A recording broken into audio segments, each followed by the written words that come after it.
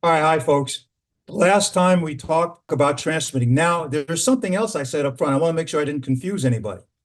I said there are five things where senior leaders actually screw it up, and the top two are communications and decision making.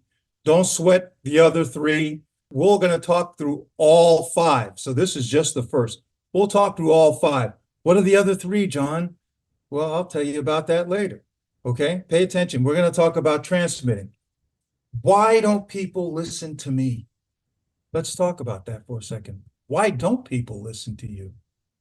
Well, let's talk about things people don't want to talk about, they don't want to hear.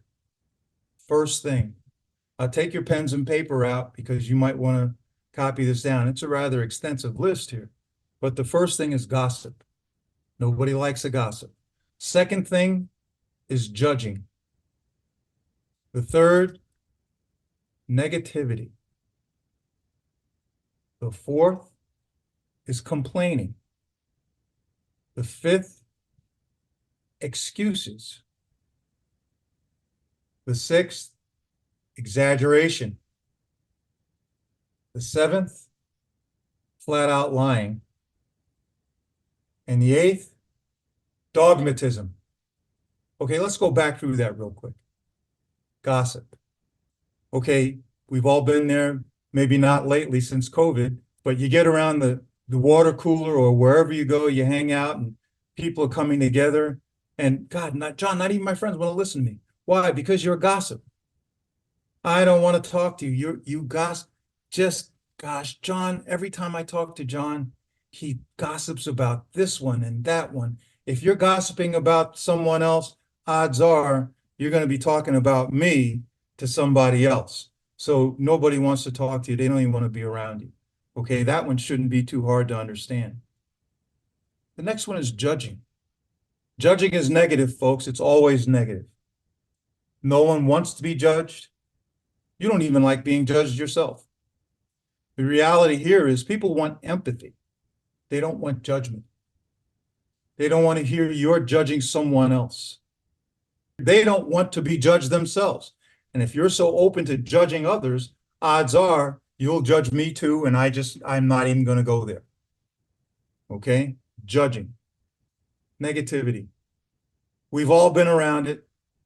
We've had bosses, we've had people who work with us, we've had peers. Negative Nelly. Oh my gosh. Every time they have something to say, it's always negative. It brings you down. It brings your, hey, I come in today, I'm happy as a lark, and suddenly I just feel like I got run over by a Mack truck. Well, why is that? Well, hell, I just ran into John, and John just, oh my God, it's bright sunny day and it's raining somewhere. Well, it's really cold outside. Hey, can't we just have a nice bright sunny day? Then there's the complaining. Again, you come off, you're always complaining. You're complaining about your boss. Holy smokes. Or this person is complaining about their boss. How does that feel to you? Oh my God, they're looking for you to join in. Yeah. They're dumping on you. That's what it feels like. You're being dumped on, or just don't do it. When you start complaining about someone else, particularly your boss, to a peer or to a subordinate, holy cow, people don't want to be around that. They don't want to listen. Excuses. As they say, excuses are like rear ends. Everybody's got one.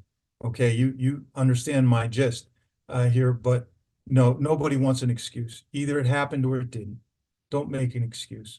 Okay, excuses wear out everyone. They particularly wear out your boss. So if you're one that's given to making excuses, you might want to correct yourself. Nobody likes that, particularly your boss. Now, this whole thing is about you becoming your boss, you becoming the boss, you becoming the CEO, the next CEO. If you're a CEO and you're listening to these things, this is about, hey, I want to sit on a board. So remember these things. Remember everything I'm talking about. Exaggeration. Holy cow. Exaggeration. I ran into this thing yesterday and it was this big. Holy cow. Well, those work little bits at a time. Everybody exaggerates somewhat. But when you're given to exaggerating almost every conversation, exaggeration, it makes people question your veracity. And that leads me straight to lying, flat out lying. Now, as they say, some people will lie when the truth will work. You have a teenager at home? If you have a teenager at home, you know exactly what I'm talking about. Teenager will tell you a lie just because. Why? The truth would work, but nope, it's like I'm sharpening my skills. You're still in those teenage years and you're trying to sharpen your skills. You're not going to last very long. Okay? Nobody likes a liar. They don't last. So knock it off. Dogmatism. What in the hell is dogmatism? The rules say this is the way it must be done. If every time I talk to you, you tell me about the rules or the standard operating procedures, or this is how it's done here, that keeps you from exploring. It keeps you from innovating. Being dogmatic really stifles the growth of an organization. It stifles your own growth. Okay? So first things first, you got to speak so people want to listen. That was 8 reasons why people don't listen, don't want to listen. I hope you're not guilty of all of these things or any of these things, because it will keep you from moving forward. As you communicate, people have to want to listen to you. Okay, are we good? All right. Next session, we're going to talk a little bit about communicating in a crisis.